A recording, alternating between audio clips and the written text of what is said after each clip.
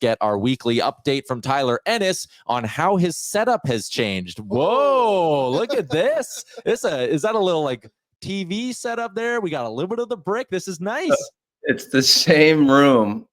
It's just moved around a bit. So yeah, we got some stuff up there. It's like a bar, a couple old trophies and stuff. So since last time, we're basically doing like a panoramic of this one room. So I'm just keep shifting it around, but it's not bad, huh? It's not bad. What are we keeping stocked in the bar as of late? What's the drink of choice for Tyler Ennis? This has pretty much everything. It's stocked. It's it's got all the necessities. We'll put it that way. We got to get you hooked up with a few of our beers, the Nation Beer Everyday Lager from our friends at Okay. Aaron, flash up that ad again. We're never going to stop plugging our beer. I should also plug Tyson Berry's beer, Chili Ones. It's delicious. It's amazing. I think it's the beer of the future. And I think this is my first time seeing your guys' beer, but it also looks delicious. So it is very good. Nice, light, and refreshing. All right, let's get into the hockey talk here, Tyler. First off, the Oilers are welcoming Sid and the Penguins to Rogers Place tomorrow. You got a good Sid story from your playing days? Do you remember the first time going up against him? Well, I just remember being a huge fan, and it was amazing to play against him. I think the coolest moment I had with Sid was when we won the World Championship together. So Sid, it was 2015, and I think Pittsburgh lost in the first round. So originally he wasn't on the team, and then we were pretty excited when Pittsburgh lost because he was able to come join us over in Prague, and we had a great team and a great run, and we won a gold medal together. So that's probably my favorite Sid moment. But he's an amazing guy. I'm still a huge fan of his, and one of the greatest hockey players of all time. Even at something, I mean, like the World Championships, it was in Prague. I'd imagine it was a great time, but like, is he still like hyper competitive, dialed in robot Sid? Well, he definitely wants to win, but he's from out east. Everyone from out east is a great guy. It seems he's he's an amazing, fun, normal dude, funny, great leader, great team guy. And then of course, he's just got that aura around him where it's Sidney Crosby. He's going to win. I was so excited to just play with him. I was nervous around him for the first little bit for sure, because I was obviously a big fan of his, and he's Sidney Crosby. So great guy, and hope they can get rolling in Pittsburgh. And it's always nice when the Pens are in the playoffs and Crosby's at the forefront. Absolutely. They were asking Connor McDavid today down at the rink about the Four Nations face-off coming up in February, and they're like, "Oh, captaincy," and Connor was like, "No, it's Sid. Like if there is a Hockey Canada or Canadian team being assembled and Sid's on it, Sid automatically gets the C. Like there's, as Connor said, not even a question. It needs to be Sid." Yeah, I think it's Sid for sure. I mean, he's got one of, if not the biggest goal in Canadian history in the Olympics overtime. He's been around for so long. He's the best. So I would vote for Sid for the captaincy for sure. I think everybody would, and I think that's a pretty easy choice. Let's get into the Oilers a little bit. When they hit the ice tomorrow down at Rogers Place, it'll once again be new look line combos for the team. Jeff Skinner is back down on the third line. Nuge is back up to the first line, and Vasily Podkolzin slides in on the second line. We were talking earlier in the show about how we want to see them start winning for a handful of reasons, but also so that there can be some continuity and these guys can start to play on the same line for 3 or 4 games and develop some chemistry. Is that a thing you feel as a player, like developing chemistry with your line mates? They haven't gone more than 2 games with the same forward lines together, even though it's been the same group of 12 in the lineup every night. Is there a thing when you're a player that, hey, I like playing with the same 2 guys for 3-4 games, or does it not matter all that much?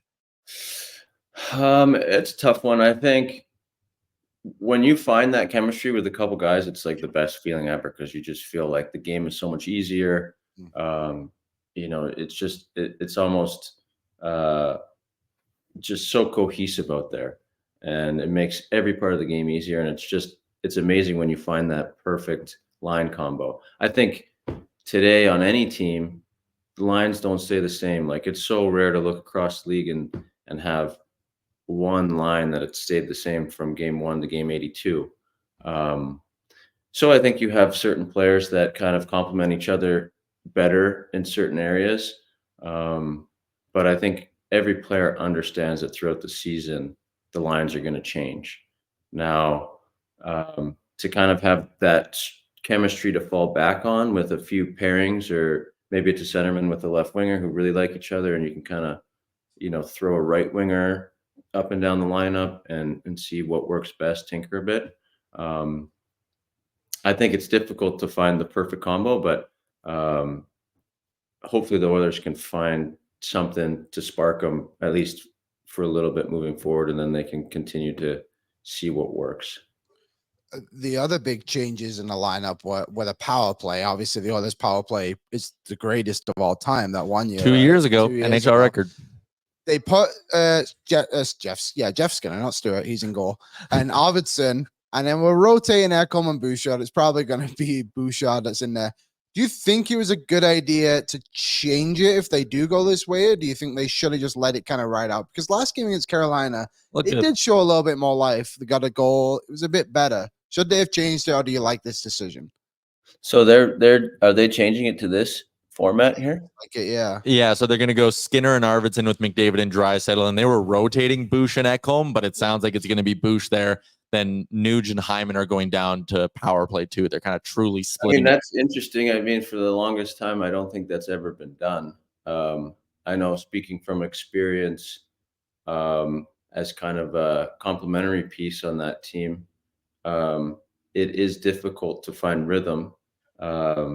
Secondary scoring is an issue, and that's a topic of conversation in Edmonton, but it is a bit of an outlier on that team because of just the rhythm. It's tough when those secondary scoring players kind of don't play power play at all, and then maybe they don't kill. So it's tough to find that rhythm when that unit is out there for 2 minutes and maybe there's some breaks and stuff. So I think it's interesting that they're going to try it.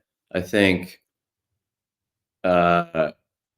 Florida kind of proved last year that rolling 4 lines is so key, and maybe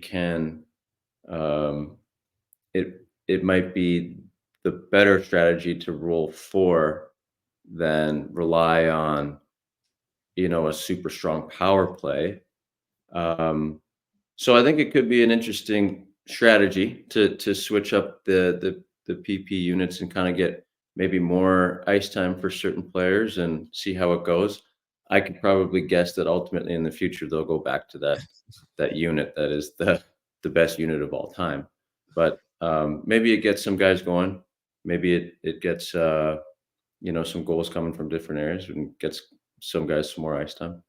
I also just think in terms of and not like saying that they're in a funk when they're still producing is weird, but on the power play, maybe just getting McDavid and Draisaitl thinking about things a little bit differently too. Like if it's been now 2.5 years of you are out there every power play with Nugent Hopkins, Bouchard, Hyman, and it's those two, you kind of get used to where everyone's going. And maybe when you're a little bit frustrated and things aren't going well, you start just trying to go back to the old reliable plays all the time, and they're not working right now. Maybe just putting a couple of fresh faces out there with them gets them back to the drawing board a little bit, draws them out of their usual comfort zone. And maybe, like you said, they go back to that usual 5 at some point, but a little break can spark them back. For sure. And I think that,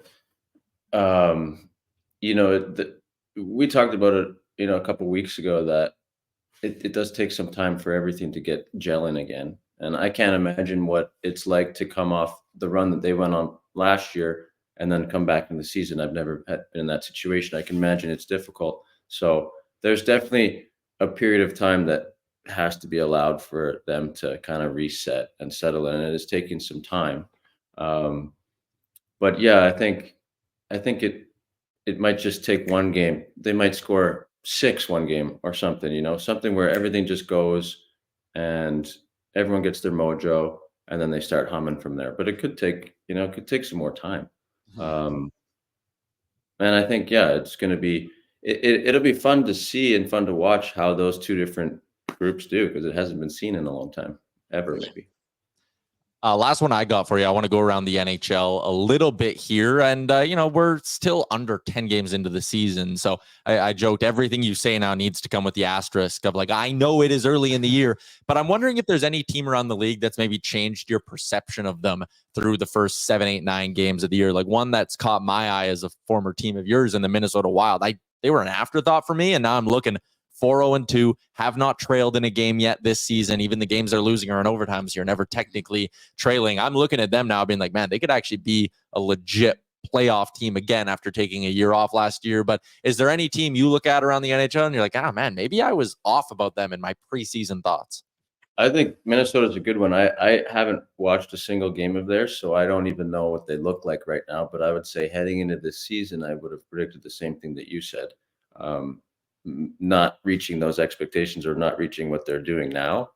So that's cool. I mean, I don't know if they had a coaching change or anything like that, but that is surprising for me, just because I've been watching some, games out west. Calgary's been impressive. Just watching them play, they seem like a veteran group for a group that has traded a bunch of pieces and kind of trying to get younger. They look pretty veteran out there. They're working hard. They're on the same page. They came back against Pittsburgh. They looked calm when they were down. I was impressed with Calgary. Yeah, they're off to a flying start. And Justin Kirkland is one of the best stories. A 2014 draft pick, finally getting a chance to play in the NHL for the first time, 10-year full time, I should say, in the NHL, 10 years after being picked. And scored the shootout winner against Pittsburgh and has gotten the nickname Kirkland signature, or I think Uyghur called him the other day, Costco Kirky. Sick nickname too. All right. I actually lied. I had one more spot I wanted to go to with you. The Oilers did their annual big autograph signing day at West Edmonton Mall where all the players sit at their little tables and whatnot. Weirdest thing you were ever asked to autograph in your playing career? Ooh. I autographed a baby's head, and this guy said he named his kid Enzo after me, and I autographed his head. So that was an interesting moment for sure. Named his kid after you? That would be like mildly uncomfortable, I feel like. Yeah, it was definitely. But I mean, they said, "Can you please do this?" I said, "Okay, sure." But yeah, there's definitely a lot of weird, interesting requests out there.